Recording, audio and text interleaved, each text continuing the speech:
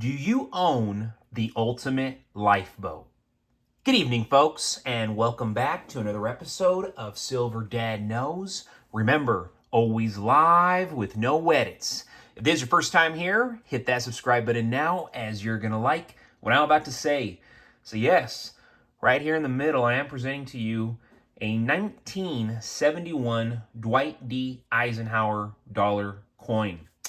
And fun fact, these are often referred to as Ike dollars.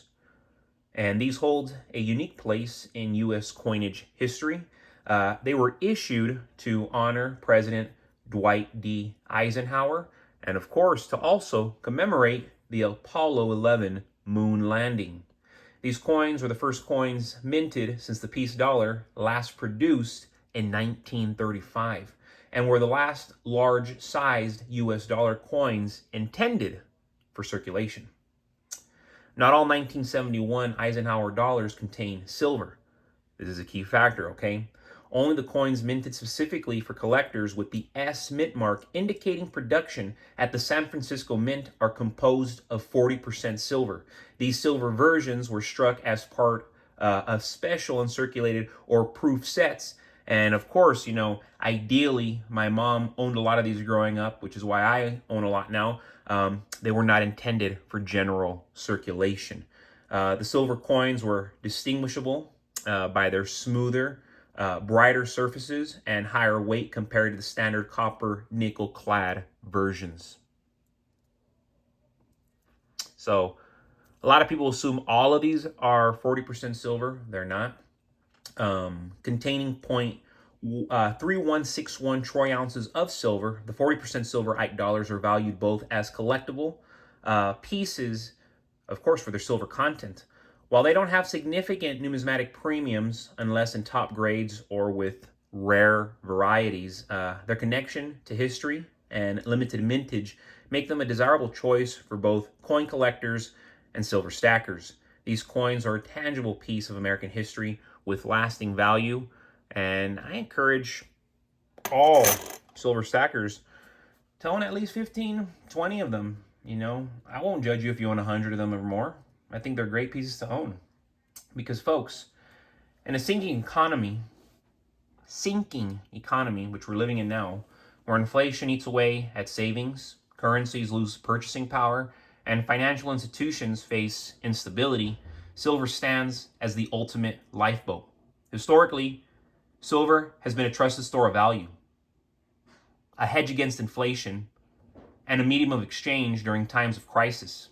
Unlike fiat currencies, which can be printed endlessly by central banks, silver has intrinsic value due to its rarity and industrial demand. During economic downturns, which, come on, let's not lie to ourselves, we're living in a downturn, paper assets like stocks and bonds lose their luster as confidence in the system wanes. Precious metals, particularly silver, thrive in these conditions.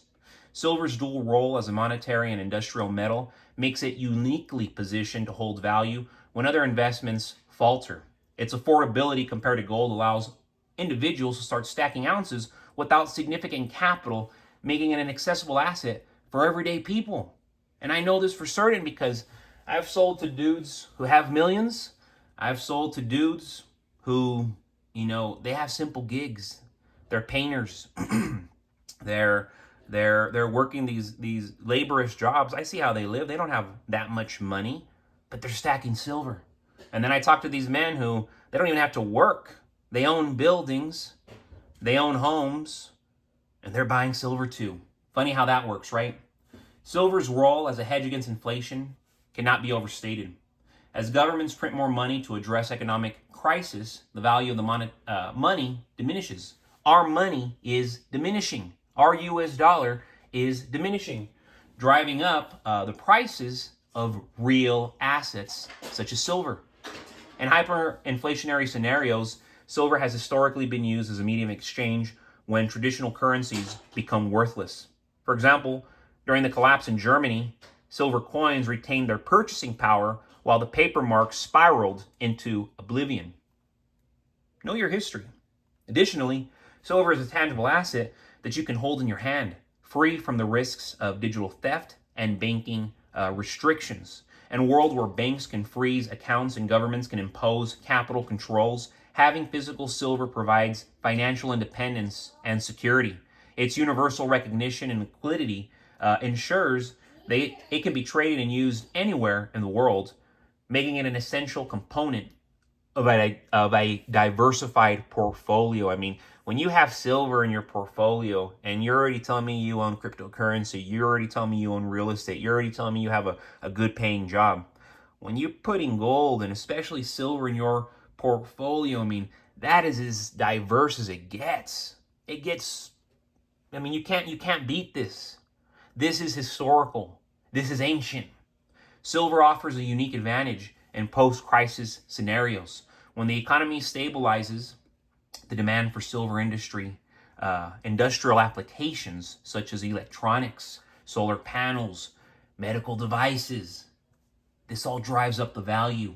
This dual-purpose nature ensures that silver remains a long-term investment with massive, not a little bit, massive growth potential even after the storm has passed. In summary, silver is the ultimate lifeboat in a sinking economy. It protects against inflation, serves as a reliable store of value, and offers unparalleled security in times of uncertainty. For those seeking stability in a volatile world, stacking silver is not just an option. I'm telling you now, it is a necessity. And that's why originally getting into this game, I was buying it once a month. Then it turned into every other week. I'm purchasing silver every single week. And if you have the money, I encourage you to do so. Folks, thank you so much for joining us for another evening of Silver Dad Knows. God bless you. God bless your household. And as always, God bless America.